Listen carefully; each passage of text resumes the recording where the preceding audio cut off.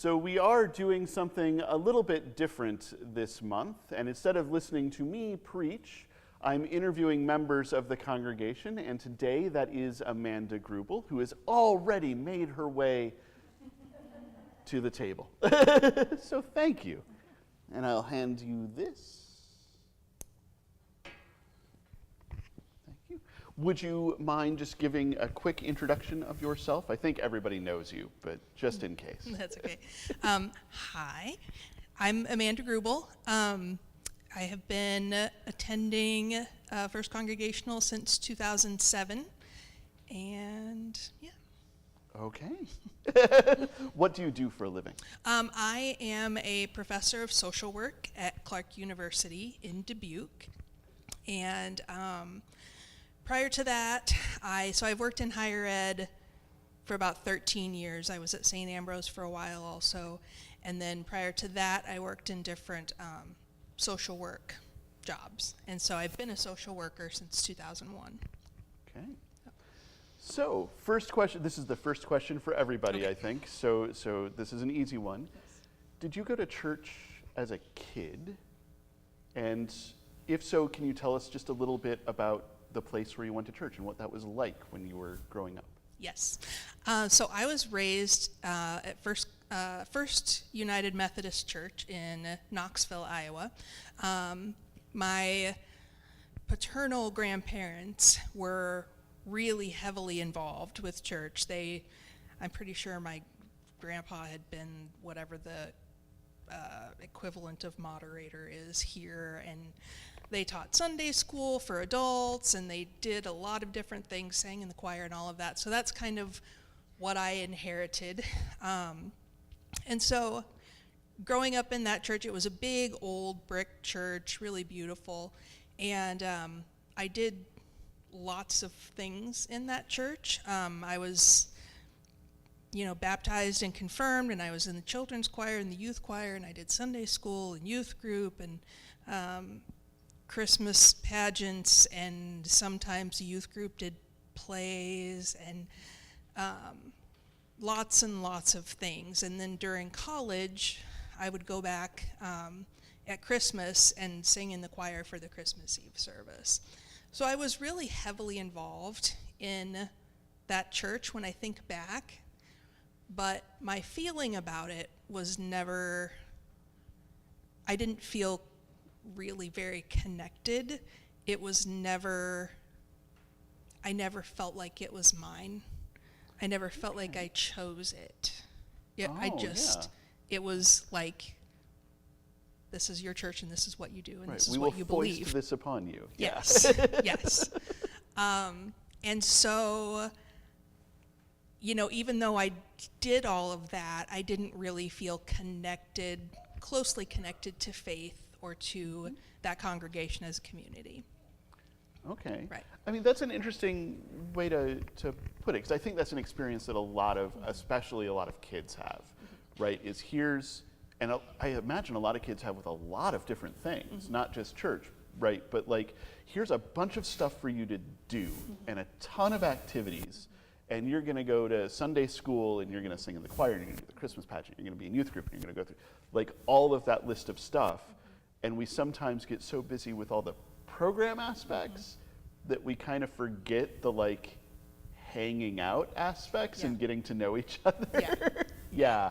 And I had a lot of friends. I mean, we had a lot of kids in that church, and so I had a lot of friends who were also involved in those things. And so I think that's why I was as I got older, because my friends were.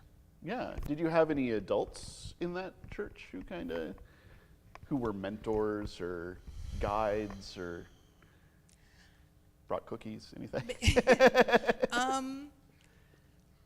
We had a youth pastor who I think really made an effort to connect with us, who I'm still friends with on Facebook.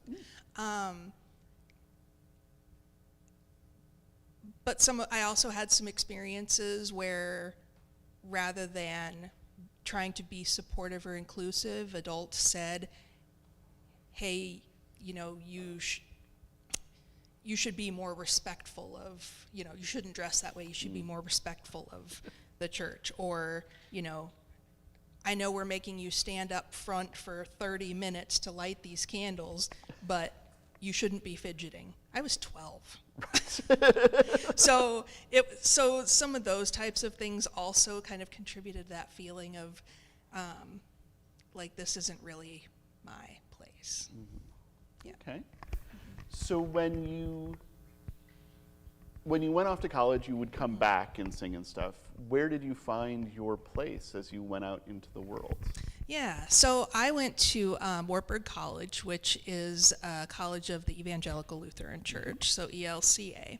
And I didn't really plan to be involved in any kind of faith stuff at school. And but it turned out that my roommate and then a couple of the girls across the hall, they were very much into the faith aspect. And so they invited me to come with them to the Wednesday night Eucharist service, which was on campus, which was a really contemporary and very casual and really, I don't know, it was so impactful for me to see people, and not just other students, older students, because this was when I was a freshman, but also the pastors being very much about, acceptance and come as you are, and we want you wherever you are, and that kind of thing. That I think that was the first time that I ever felt like I was choosing what this meant for me, and that I wanted to be part of this. And so I never got really involved in campus ministry, but we went to Eucharist every Wednesday night, and I went a lot of times to chapel. They had chapel services for like 30 minutes, Monday, Wednesday, Friday, and I went to a lot of those. And just I went on a mission trip, and so just kind of being part of that, and that being part of my experience at Wartburg was really important as far as my faith journey. Okay, yeah. Yeah. You mentioned like the acceptance aspect and the people coming together for Eucharist. Was that the main thing that made you go like, yeah, this is my thing, I'm cool here? Or was there more to, like, kind of what made it feel like a community to you, and like a thing that you were really part of?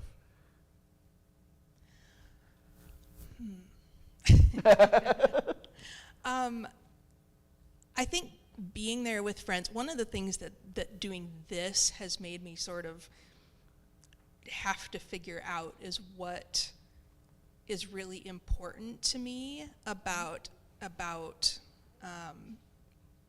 faith. And I think for me, it's really, really tied to community and to service. And so, I mean, obviously there's the faith in God part, but I think I find that that's most real for me in relationships and in being of service. And so I think the opportunity to the passing the peace during this Eucharist service, it could have gone on for the whole hour. It was hugging and, laughing and, greeting. And then some of the songs we sang were really just, I don't know, I guess just being with other young people who, it was just, you be there as you are, and there wasn't any expectation of, you have to dress this way, or you have to act this way, or you have to, I think those were big parts of it. And then I was also part of the concert band, and in the concert band we had traditions where at the end of every concert we played Nearer My God to Thee. and we sang "The Lord Bless You and Keep You." And when we went on tour, before every meal, we sang the doxology, and we had some of those traditional things in band as well that sort of also were faith related, that were important. There's something there of, like, it's not, I'm not sure how I want to put this. I'm going to say this and then have to walk it back some other time. There's a sense in which religion and faith and Christianity is about this stuff you believe, and that is often handed to you kind of like, and here's the stuff you're going to believe now. Yep. And this stuff that you do, and that is in kind of the same boat. Here's the stuff you're going to do. And we sometimes lose sight, and that the thing that is most important to most people is that sense of community, which comes from, again, hanging out with each other, right, and spending time together, and then also, like, through time with those traditions. So doing something like singing the doxology before a meal connects you with folks who came before and with folks who will come after, and kind of builds this community in which we find God that is not necessarily the same as the way that we believe about God when we're thinking about it. Does that make sense? Yes. Yeah. Yes. And I also think, too, for the first time I encountered, Knoxville, where I grew up, is a small town and not very diverse. And for the first time I encountered, people of different races, and people who were LGBTQ, and so kind of figuring out how my relationships with people who had different experiences from me fit into faith, and where God was with that, especially people who were LGBTQ. I had a roommate who is still my very best friend, but who grew up in a pretty conservative church. And when I started kind of speaking up on campus about LGBTQ issues, she sat me down and she read to me from the Bible, one of these sections, just basically like, "I'm worried for you." And I said, "Hey, thanks, I appreciate your concern. And also, this is how I think of it.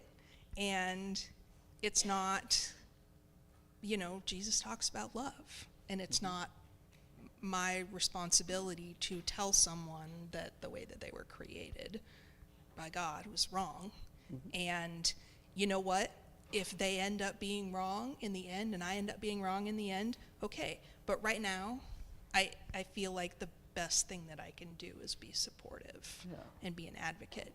And we were able to maintain our friendship, and I think that strengthened our friendship even, that we were both able to hear each other out, and then we just knew what we couldn't talk about for a while. So, right. But yeah, so college was a very pivotal time in my faith journey, figuring that out, So time passes, you graduate, life happens. What brings you to First Congregational? Yeah, so after Josh went to Wartburg also, and after we graduated, we lived in Olwine, Iowa, and I didn't know anybody except him when I first moved there. And so one of the first things we did was find a church. And so we went to the Methodist church there, which, was fine. I remember one time when, this really sticks out to me, when I knew that, okay, maybe this isn't the best fit, but we're here now, so okay. Was in an adult Sunday school class. I was talking about, questioning and things like that, and the pastor said, well, one of the reasons that these kind of evangelical faiths are growing in some of these underdeveloped countries or developing countries is because they have childlike faith. And so we're supposed to have childlike faith. And at the time, I was like, well, okay, but what exactly does that mean? And if you've had kids, you know that kids don't just accept whatever you tell them. They ask a whole lot of questions. So now I understand that differently when they said childlike faith. But that's not what they were talking about. They were talking about you just take what you're told. And so I learned actually, when we lived up there, I actually worked with a woman whose husband was a UCC pastor. And so I learned some about the UCC from her.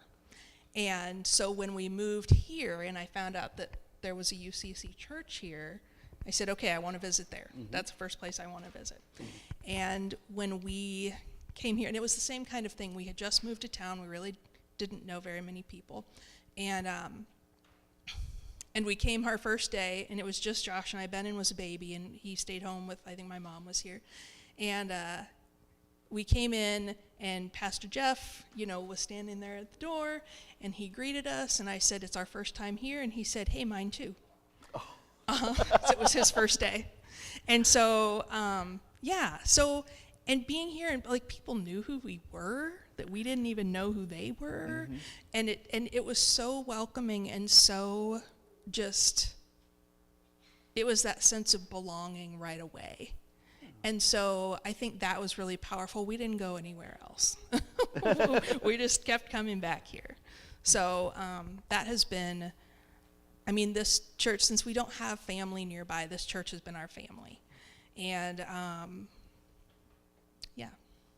so we've, raising our kids in this church, and that has always been one thing that has been really important to me about this community, is that I don't want my kids to feel the way I felt. I know in some cases they will, like, okay, here's what we believe. And, I've always told them, you might interpret this and you might feel about this differently than we do, and that's okay.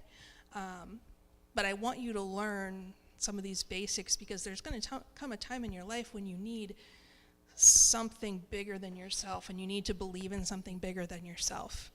And that will hopefully be God for you, and hopefully be, the love from this community.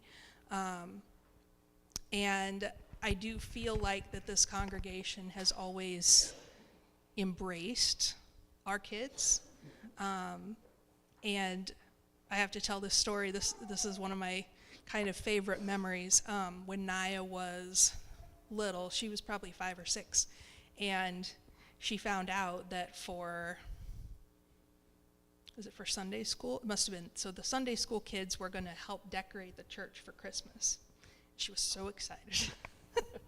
And she, at school or at daycare or something, the week before, made a decoration for the church for Christmas. She drew a picture of a Christmas tree, and she brought it with her, and she's like, I'm going to help decorate the church. And so Ruth was, she and Ruth were decorating the Christmas tree in Fellowship Hall, and I went in there because I had been somewhere else, and I went in there, and here was, the beautiful decorations on the tree in Fellowship Hall, and right in the middle was Naya's picture of a Christmas tree. Yeah. And that was so, I just felt like that was such a, obvious indication that she is just as much a part of this as anybody else, and the fact that she's little doesn't make her any less important. And if she wants to help decorate the church in this way, that come on, your contribution is valued. And so thank you for that, Ruth. The question is, do we still have that picture somewhere? So I'm going to look around for it. There you go. No, that is a beautiful thing, and something that I think is really true about this congregation is that, everybody brings different stuff. And partly we do that because we're just different people, and we've got different stuff to give. And some of that is because different age groups have different stuff to bring. But I think we're generally pretty good about, oh, thank you for your stuff. Like, let's bring that in and make that, give that a place of honor. Because the church is, of course, the people, and to bring that all in. I want to be mindful of time, but I want to ask 2 more questions. One is, so you are a professor of social work. Yes. and you have been a social worker, so you have worked with all sorts of different people. How has your faith informed, I mean, recognizing important social work boundaries, how has your faith informed that kind of work? Or vice versa? Well, I mean, I do think it's kind of all, I don't think I could separate the two. And I didn't necessarily connect those two at the beginning. But yeah, I think, I mean, one of the core values of social work is inherent dignity and worth of the person, and recognizing that everybody has inherent dignity and worth just through their existence by virtue of being human. And that works really nicely with, you know, loving people where they are, and, you know, that God doesn't make mistakes and that kind of thing. And so I think there's a lot of things like that that have been a very easy connection to make. And I don't talk to clients about religion or faith, but I think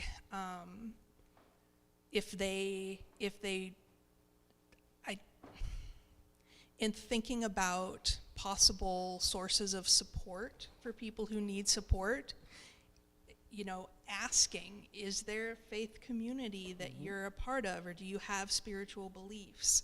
I don't feel uncomfortable doing that, because I know that can be, you know, faith can be an important source of support, whether it's, you know, the beliefs themselves or whether it's the community of faith. And so I think that's one way. I also know a lot of people who have religious trauma because of the way that they have been treated, because of who they are, because of where they come from. And so just being aware of that as well. So yeah, I think I had a client one time who was a self-professed atheist, and, you know, that's fine. But then she would say, when things went bad, she would say, well, God hates me. And I'm like, okay, wait. Either God exists or God doesn't exist. And if God doesn't exist, it's not possible for God to hate you. So let's... Right, yeah. But yeah, and there are certainly times I've prayed for clients, and, you know, so it's, yeah, I do think it's been an easy combination of faith and social work. Yeah. How about with students? Because Clark is a Catholic university. Yes. Yeah. So is there a connection there between? Because I'm thinking about like the kind of self-integration of a social worker, right? The like, my faith isn't just something I do on Sundays. Right. My work isn't just something I do from 9 to 5 on weekdays, right? So do students experience some like, and here's how you connect these different parts of your life in order to be a whole and healthy person? You know, honestly, I mean, you don't have to be Catholic to No, work at right. Clark or to Right. attend Clark. Yeah. So we have a lot of students, especially social work students, I think, with a variety of faith experiences. And so I don't probably connect those things as well as I could in the classroom, just because I am so careful not to, I try to be really careful about it, because we certainly have students who have religious trauma. Right. And so, but when we talk about, you know, assessments with clients and things like that, I do really encourage them not to treat it as a checkoff, not to treat spirituality or religion as just a checkbox. Like, do you attend church? Yes or no? Okay, moving on. Like, Right. let's not be afraid to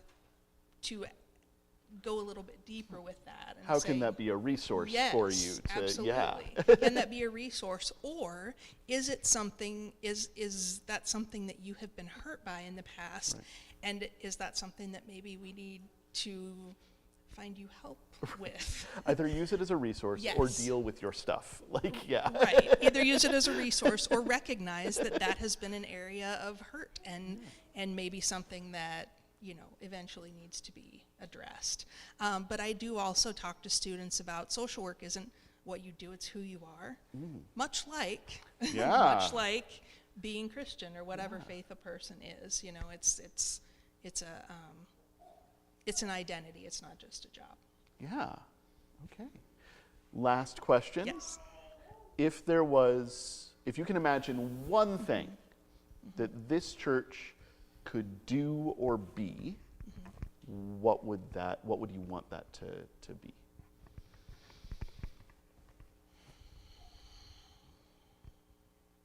Big dreams, blue sky.